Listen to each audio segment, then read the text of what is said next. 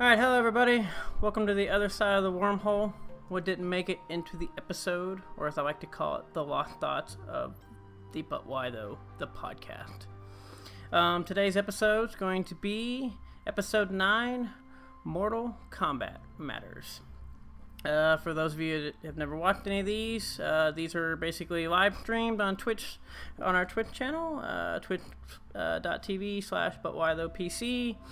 And basically, we spend a little bit of time, I get some interaction with chat, and I try to either fill in anything we might have missed, anything we feel we need to correct, any questions from our viewers and fans, and then obviously direct interaction with people in chat. So obviously there's not much editing, we could have get or go and whatnot. Today is July 6th, so I want to get this in good. I hope I still do a good job. I'm excited for seeing Spider-Man, which if you have not checked it out, we've just released that episode this week. It should be July 5th as of yesterday.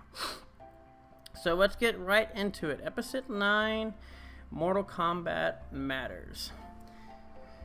Whew. So, Mortal Kombat. I think this is probably one of our better episodes. I think one of our hosts, basically Tom, he actually played Mortal Kombat at conventions. He was kind of like paid to play Mortal Kombat. He was really good. He owns his own Mortal Kombat cabinet. Mortal Kombat 2, the best one. I don't even know if it's the only one he acknowledges, but it is the best one to him, and I think even by many people, probably one of the best ones. Truly. So obviously we had quite a bit of expertise, coming into this episode. Now, for me, I'm not a fan of fighting games, and so I've not really played. So I've played Mortal Kombat. I'm not a big fan of it. I'm terrible at it. I'm not a good fighting game genre person. So, yeah, but Mortal Kombat itself is huge. Obviously, it started in 1992, as we said in the episode or so, and it's still going on. This is 2017. They just released one, maybe, I believe it was last year in 2016. It's still huge. It's still being played all the time. People still go, it's still in all your arcades and everything. So yeah. But out of all the fighting games, I did play Killer Instinct, which I guess was part of that whole, seemed like fighting games were on the rise during the time. It was a game that came out, it was an arcade as well, cabinet style, and it came out in 1994, which I believe was the peak of Mortal Kombat, at least era time, with Mortal Kombat 2. Obviously Street Fighter was big, this kind of where they kind of got the concept for Mortal Kombat, except Mortal Kombat, as everybody knows, is a lot more bloodier, gore, and everything else. Ooh, getting some frame droppage. So hopefully, I don't know why, OBS has kind of been a little acting funky today, so hopefully this works out. So just hang in there with me. We'll see what we can do with this. Twitch and OBS have been having some really weird issues, either obviously from personal experience and then just from watching other streamers, because I tend to watch Twitch a lot. And they have noticed that they've had some issues as well. But yeah, Killer Instinct came out. That was my favorite one. To me, at least from what I've read too, it was kind of like they kind of blended it. It was kind of like the attack set and everything of Street Fighter, but then it kind of had sort of finishing moves from Mortal Kombat. Not quite as bloody, but it was like you did a Killer Instinct, or you did a finishing killer, move. I enjoyed that game. That's one game I played, one fighting game that I actually played quite often. And it's actually funny because they actually apparently made a Killer Instinct 2, which I waited years and years, and then it kind of died off. And it was actually, from what I read and understand, they made it. I think it might have been developed. It was ported to Super NES finally, but then never actually.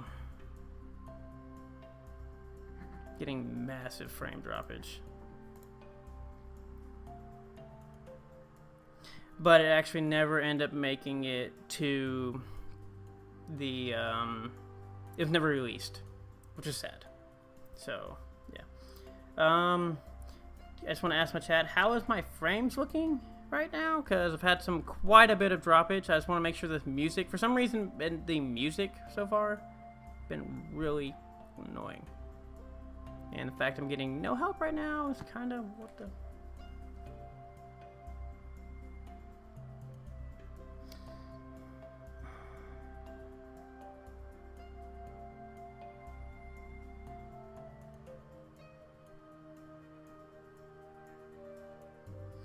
Yeah, it's not bad. Okay.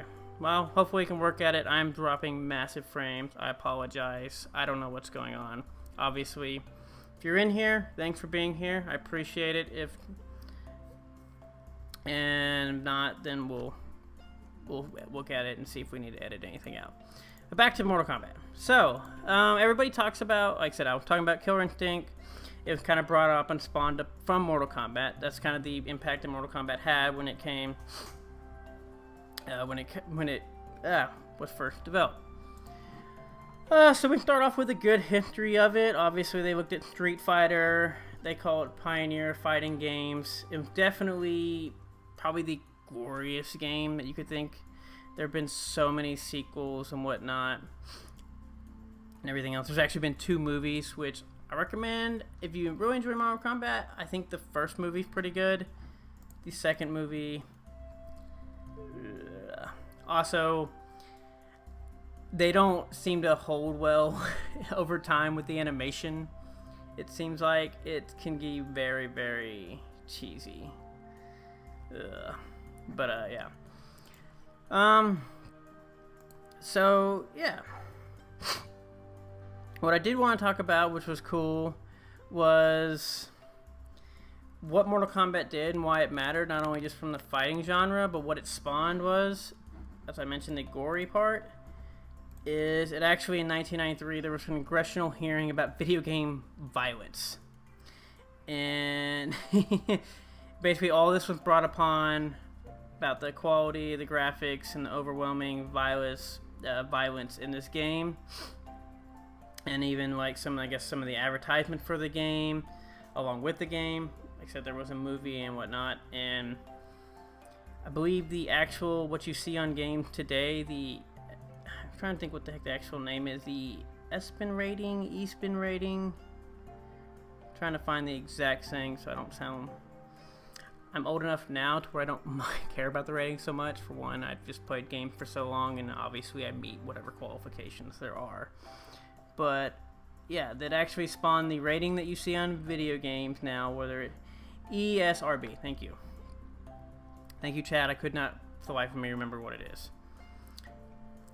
So excited for Spider-Man. But remember, Mortal Kombat. So basically, this whole entire, I guess it's called ESRB or EB rating or whatever, was spawned because of Mortal Kombat. And I believe this game is actually banned in it's actually banned in Australia because of the violence, and along with a few other places. So what this rating system did is it gave people, because I guess people just thought, ooh, Mortal Kombat's great, it's super big, people love it. You know, parents go out, buy their children fighting game, no big deal, they fight, boys will be boys type ordeal. Remember, this is the 90s. And then they realized, oh my gosh, this person ripped their heart out and like took a bite out of it or something. And they're like, parents like, oh my gosh, what is going on? Or, you know, they pop their head off and everything else. There's some very, very violent scenes in Mortal Kombat. For some people, probably very disturbing. But yeah, but this rating system where you now have like E for everybody, T for teens, M for mature, you know, and I guess MA13 or whatever, almost like the movie system, they kind of based it off. Sadly now, I don't know how much has taken place and how much is enforced, but over my years of growing up, it was never actually enforced that well. To me, it's always been more of a, almost like a joke. It's kind of like, guess what, we put this on for people, but it's never seemed to be used. I'm sure it was for quite a bit of people, but it definitely never seemed to be actually enforced. I've never had a problem just going in, whatever age, at least from what I can remember, where I would just buy an M-rated game and somebody told me like, well, I need an ID, or like, where are your parents? Yeah, as Chad said, you can get fired for GameStop and other places not so much. Yeah, no, I mean, I know there are places like a GameStop, which literally just sells video games for the most part, that enforce these things. But even when I went to GameStop, my GameStops I went to never seemed to be that big of a deal. Obviously, I might have seemed older at the time, but I just remember being even like middle school and whatnot, going into games, and never seemed to be that big of a deal. It never was like a super enforcement. Yeah. So yeah, there was a lot of ordeal. People start, this whole big debate about violence in video games. All of a sudden, turns people into killers and damaging people's psyches and minds, which pretty much has all been, from what I understand, debunked and not true. Played a lot of violent video games. I'm not going crazy and losing my mind. You never know, but yeah. 2005, California ban passed on selling violent video games to minors, channeled by Schwarzenegger. It passed. 2011, Supreme Court. Brown versus Entertainment Merchants Association, the ban was struck down in a 7-2 vote and ruled unconstitutional. I get why they put this in place, and it makes perfect sense. I wish I could know more today, because if we tell it in place more today, like I said, I'm obviously well past the for mature stage life, and like it seemed to be just more of a kind of a joke thing. But even the people I knew and grew up with, it never seemed like parents cared that much. I mean, I'm sure there are some, I don't want to credit, but I like to see how much it's actually, if there's any statistics or anything of like, has this actually worked and been efficient at what it's supposed to do. Which I actually find it interesting, which I don't know if they talked about it now, is with digital sales of video games, how much that actually plays an effect. Like I said, I don't know, because my Xbox account that I play on, whether it's just because it's M and I have no problems, I've never really looked at the parent settings. Obviously, if I'm not a parent, and the dog doesn't have opposable thumbs to play. But yeah, and so I don't know if you have a minor account, you cannot purchase these games. I know there are buying restrictions, but I'm not sure if they're actually content. Well, I want to say there are content restrictions, but I don't know how many. I guess the real question is how many parents these day and age know about these and actually use these and enforce these and put these in place for their accounts. Or then again, this is the internet, and this is that, and any kid can go in there and say I'm 18 years old. Voila. So yeah. Do video games cause violence? I don't believe so. I'm pretty sure apparently a lot of mass shootings were blamed on violent video games. Yeah, the average age of gamers these day and age, high 20s, maybe low 30s, depending on what you count as a video game. You can't blame teenage violence on this. Like I said, all the studies and whatnot have not shown this. I believe I've talked about this in another episode where it's brought up, I believe in episode 19, when we do our stack-up episode talking about the military. The military has been funding video game development forever. So I laugh at all this stuff too, because violent video games are so bad, while the U.S. military is literally making development training simulator to train people to be killers, per se, to go to war. And so so yeah, that was kind of the spill about video games. I know this was a big thing. Also, it showed, I don't remember where this game came, but I'm pretty sure this one showed blood, which seemed to be a big ordeal when it came to violent games, whether the game showed blood or whether it just showed, I don't know, fireworks or confetti, like we like to imagine that people aren't made of blood and filled with blood, which, I don't know. Whatever. The fact that people deny a lot of these things, like, oh my gosh, I see blood, this is so horrible. So what? I think it's funny when we talking about this topic, and especially considering I'm going to see Spider-Man tonight, is Marvel has kind of got a pass with a lot of this stuff too, where, oh my gosh, this character just threw him out a 5-story building, but since we didn't show him actually landing, it's all good. And the violence portrayed in that is kind of like written off because there is no blood. You don't see the aftermath of what happened in a lot of these ordeals. So yeah. Yeah, I mean, this is hard for me because, like I said, I did not play any of the new Mortal Kombats, or even I played obviously some of the old ones. I, played them, but I didn't certainly enjoy them. I didn't, wasn't addicted to them. I'm not good at fighting games, so it's just kind of yeah. Let's see. It says in June 25 generated over $5 billion in revenue. I believe it. What I can recall, which I do not see in here, is Street Fighter, I believe Tekken.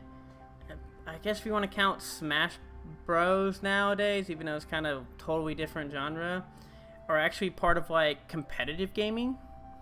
But I don't recall if actual Mortal Kombat outside is actually on the big stage in competitive gaming. I'm sure if you go to a cabinet, see cabinets, arcades, you find people fighting, in smaller type ordeals. But I don't know if it's on the big stage, you go to a convention where there, people are playing Street Fighter or Marvel vs. Capcom for $25,000, prize pools. I just don't recall, and I don't think Mortal Kombat's actually involved. So chat reiterated, yeah, it's not. Yeah, so yeah, I was correct. Yeah, it's apparently not, and I don't know if it's because of violence. I want to say it is. I'd have to do more research on that. But yeah, it's weird that Mortal Kombat being one of the most successful franchises in fighting games is actually not, valuable for big tournaments. I find that very interesting, and it probably is due most likely to the violence of these video games. Which is, I mean, obviously there's over-the-top fatalities, but then again, you're like, well, Street Fighter, they're still fighting. People are still getting hurt, getting knocked out, but I guess, there is no blood, so you're like, oh, okay, that's cool. We don't care the guy got hit in the face. He didn't have blood flying out of him. But yeah, I'm sure the fatalities play a big role, which is what I guess Mortal Kombat is kind of famous for. But yeah, the fact that there are fighting games and they're pretty big versus, there's no Mortal Kombat. So yeah. Whew. Talking a lot. Big. I'm kind of excited, like I said, if we're enjoying it. I recommend checking out this episode. Like I said, I think this is one of our very better episodes. We have a lot of, insight in this between, like I said, Tom played this for money and was paid to play this and played this at conventions for people. So he has a very good take and insight as I combine all the words together on this game. And also the fact that this game brought a lot about with congressional hearings and everything else, and spawned like I said, an entire rating system for whatnot. Definitely thing. I know what I do know, which is interesting because we talked about all this violence. Is basically in 2008, Marvel joined up with a Marvel versus DC in the game because they want to do a crossover kind of like Marvel versus Capcom does, but they want to do Mortal Kombat versus DC. And it kind of, I don't want to say it failed, but it definitely got criticized, and people, I know there are giant controversies about it because they went from this game, which was all about blood, gore, fatalities, and everything, where they toned down all the fatalities, finishing moves. It actually got a T rating because, I mean, people are like, T rating, Mortal Kombat, and it literally was almost a turnoff to a lot of fans. And a lot of older fans of the game. They're like, we came from Mortal Kombat, we want to see fighting, we want to see the awesome fatalities. I don't know if that sounds a little weird, but I mean, that's just what they had come accustomed to from this franchise, and they didn't want a toned down game. Which from here actually led into what we now have is the Injustice series, which just released its second version, where now DC has its own characters fighting against each other. And obviously it's like a toned down Mortal Kombat version, but it's using all DC characters. I've not got to play it. It actually looks really fun, and obviously since I do enjoy DC characters, it looks good. Unfortunately, I just can't get myself to play fighting games. They're cool or not. One, I'm terrible, and I don't find the enjoyment of being able to play over and over. I think they're very monotonous, and they get boring very quickly for me. Which is weird because I can play other games, like sports games, where I can literally play I've played 2 seasons, 20-something games in a day, and you're like, well, you just did the exact same thing. This is true. I don't know. It is what it is, but yeah. Eventually, Mortal Kombat did reboot. Like I said, 2011, they rebooted the entire thing. It was very successful, major comeback to the franchise. Apparently they went back to 2D plane graphics, even though everything was still modeled in 3D. So I know that was a big thing, because if you've ever played, that was one of the differences, because even I noticed, like, playing or seeing the old school Mortal Kombat versus kind of, I don't know if Tekken was the first one to do it, but the biggest one that I recognize, where everything was in 3-dimensional. You could actually walk on, like, you know, you were in somewhere where you could walk, you know, sideways and have a plane. You weren't just like, 2D space, 3D space. You had an X and Y axis versus an X, Y, and W axis. Or X, Y, W, yeah, and then there's X, Y, W, Z for 4-dimensional space. Yeah, okay. Make sure I get my letters correct for space. Yeah, so then also released Mortal Kombat X 2014. So, yeah. Obviously, it's still super successful. It's still making money. It's still being played. And whatnot. There's a big deal. I think Tom goes into it, talks about it, where some, like, and I guess in fighting games in general, the cabinet versus controller. So, that whole ordeal. I don't know. I think, I will say this, when it comes to fighting games, I say that, but I played Killer Instinct on the controller the whole time. What I will say is D-pad for a controller seems to be better for me versus, like, the newer, like, if you've ever played the updated, like, basically since, I don't know, the original Xbox or PlayStation 2 times we've had, I mean, obviously there are D-pad, but mainly use sticks, joysticks. Which is weird, how you had cabinets which had joysticks, and then consoles had D-pads, and now they're back to joysticks. They're actually cool if you actually look into people that are big in fighting games. They actually have made almost like cabinet-like controllers, where you have a joystick and you have your buttons like you are playing on a cabinet, but you basically plug it in as a regular controller. I find those fascinating, and they seem like a lot of people do.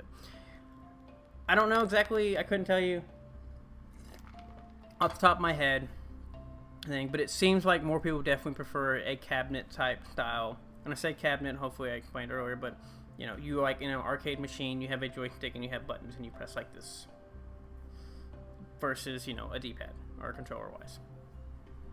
So yeah.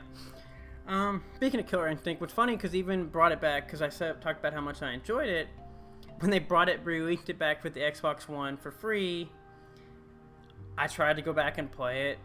And not that the game's bad, it's still successful. They have seasons and they're still going and adding things to it and whatnot. But I couldn't even do it. I was just awful. I couldn't even finish the tutorials. I spent like 30 minutes trying to finish tutorials and I couldn't even do it, the basic moves. Fighting games just aren't for me. I don't have the thumbs or anything, I guess. I just can't do it. So yeah. Whew. Yeah, so these are, so, obviously it's also sets with time, because this is another one of these fandoms, and what we talk about, like, why it matters. Obviously there's a lot of things that matter, but 1992 and 2017, it's still, the franchise is still pretty much going pretty strong. That's a huge gap for a gaming franchise to still be going, even though there were reboots and kind of like disappeared off, you know, off the thing. It do come. As far as the characters go, I like Sub-Zero. I think everybody kind of does. I have my favorite Scorpion. Everybody kind of still uses the line, which is so funny because it comes from the cat friend, you know, get over here, like the move, the one Mortal Kombat move. And if you're actually watching this, you can see on the screen him actually knocking out another person. Which is actually kind of disappointing in the movies, because I think they portray them in the movies, but it's kind of not like what you see. I don't know. They talk about the story, I believe, also in this episode, which is, I kind of laugh because there technically are stories, but just, I guess they're so, the way they're portrayed and stuff, I just don't think of it as a story, but there are stories and, I guess, like, lines of, like, you fighting other people to resolve to get to the end. So, yeah. Whew, I am worried about my frame droppage in this one. I have massive amounts of frame droppage, but thanks again for coming. I'm just kind of skimming through here.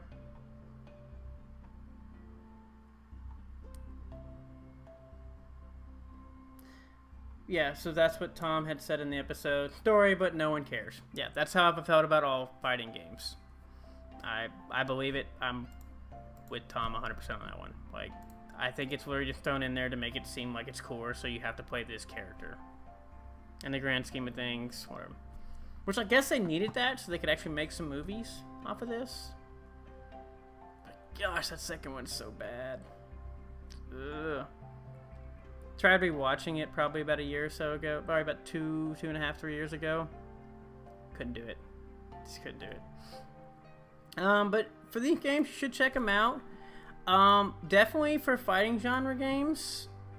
Right now, obviously, they have the Street Fighters. They have the Marvel vs. Capcom, which I guess is almost pretty much like Street Fighter. They still have Tekken, Mortal Kombat, and then there is Killer Instinct for that. I guess recommend checking out all four. They all four seem to, I want to say, at least play differently than each other. Dead or Alive, I think also, I didn't want to leave out, was another fighting series, I believe, that came out. I'm not sure if it's actually still around. But yeah, so the Street Fighter for Mortal Kombat coming in definitely spawned an entire genre of fighting games. I know fighting games as well were they're having a problem.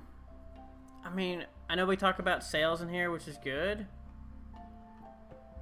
But I think, at least from the competitive standpoint, which obviously Mortal Kombat's not part of, I think the Killer Instinct model is pretty good, where they give you a free game with a few characters, and then you buy characters as you wish, or you buy like a pack of characters. So it is, but I know like Street Fighters had some problem with some sales, and at least competitive, like who's fighting, and now I'm having music issues.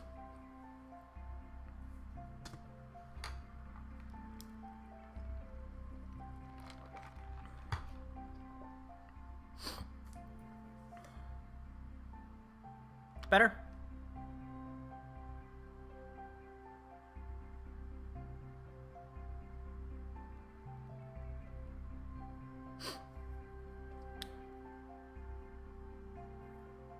I don't see any matte frame droppage going on.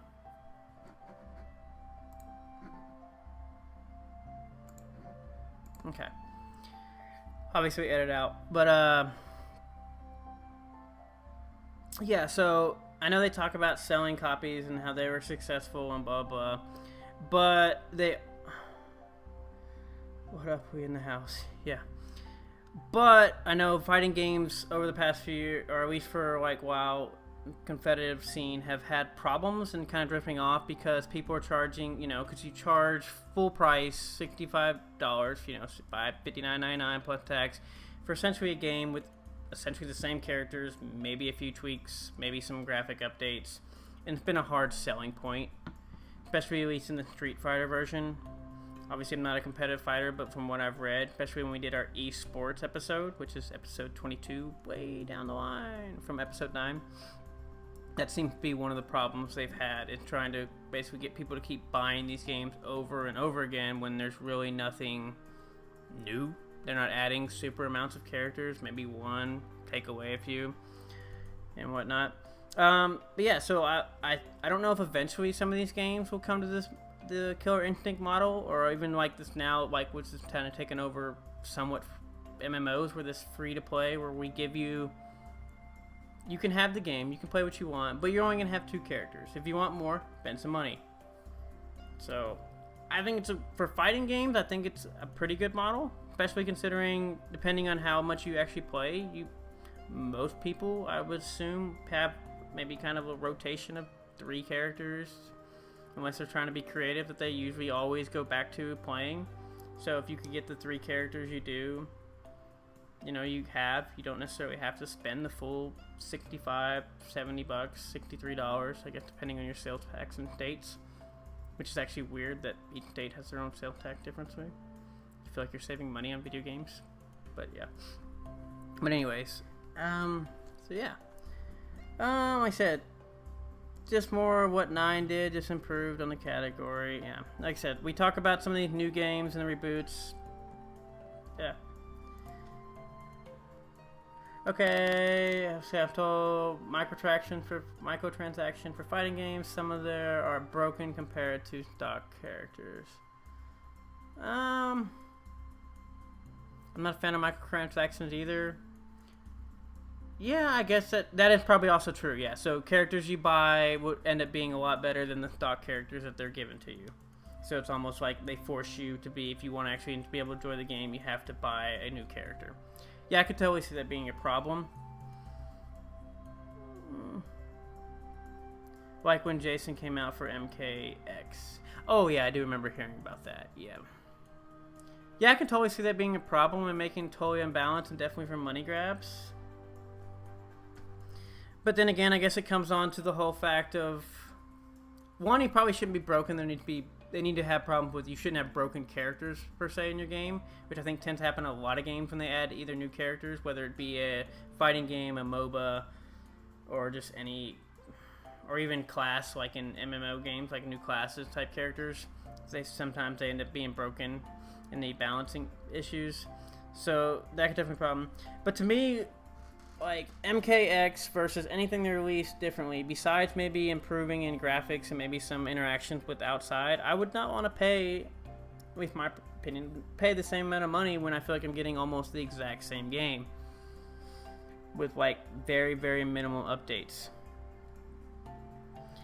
Which I'd like to actually look up statistics and be able to say it's a fact, but I know as many as I played a lot of sports games over the years, that seemed to be a common thread where it happened. I know it happened, at least for me, like with basketball games, where people just, some of the sales dipped because people were just like, I'm literally paying for very few new features with basically updated rosters. Which, some of the fighting games, I don't even know if you get updated rosters. You get new skins, I guess. So, that's kind of bad.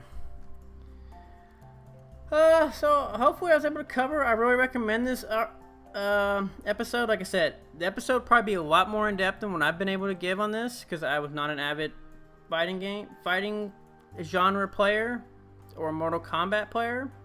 I was a massive late 90s Killer Instinct player. We died out. So, but it should be a good thing. What I did want to give, like I said, what I thought about this and how violent video games kind of reintroduce, get people thinking about it.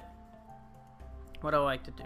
Like I said, some of this, much of this is what we've corrected, what we forgot. It's also like what I think additionally could be either added or, you know, could be talked about, or what I just feel like if I just start looking at things, going down a wormhole, what happens? Like, I'm still sad to this day that Killer Instinct 2 was never released on Super NES. Tragedy. So, yeah. I think that's about it. Let's see if there's anything for chat. Any other questions or thoughts? Whatnot. I guess if they're asking chat out here, would you prefer a controller or would you rather prefer a joystick and buttons? See if I get any responses from that.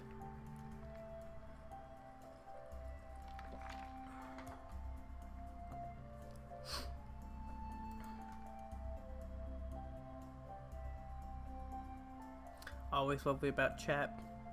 They jump in and then they tend to disappear sometimes. Oh, I got a controller from one. Controller because button mashing is OP. I feel like that's all I do when I play games. When I play fighting genre. Just beat my buttons.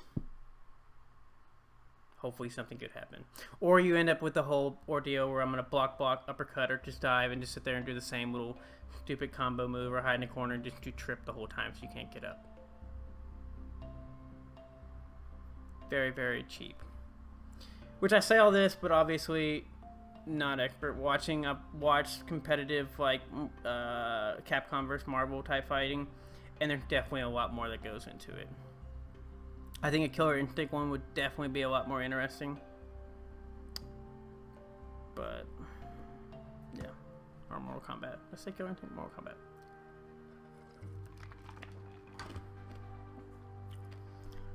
So, yeah.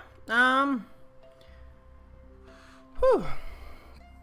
Yeah, so you should check this episode out. I think it's very insightful. You can learn a lot from it. I'm hoping what I was able to bring, which I don't know how much it was, at least kind of put you on the path to check them out more for this episode. Making sure I didn't feel like I missed anything. I just shake my head reading show notes about people with this whole violent video game thing, because I kind of grew up like playing video games in that era, so it's kind of like it was a huge thing that came on, especially like I guess when I hit like my early teen stage, adolescent stage would be I guess correct, and just people, yeah. But anyways, any last question for chat? See if they got anything. If not, I'm gonna go ahead and probably wrap this one up, nice and short. Since July 6th, I'm kind of excited to go see Spider-Man. But I wanted to make sure I get some in. And whatnot.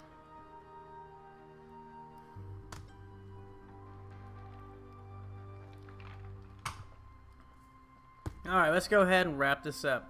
I want to thank everybody for coming on. Oh yeah, I'd like to thank everybody for coming in, listening to it and whatnot. This has been The Other Side of the Wormhole on episode 9, Mortal Kombat Matters. For the But Why Though podcast. Feel free to check it out on any of our platforms, whether it be our website, butwhythoughpodcast.com, where also you will find this episode of the Wormhole along with all our other ones, plus some of our blogs and all this other stuff that we like to put on our website. For downloads, obviously we have SoundCloud. You can find us on SoundCloud, iTunes, TuneIn, Stitcher, Google Play.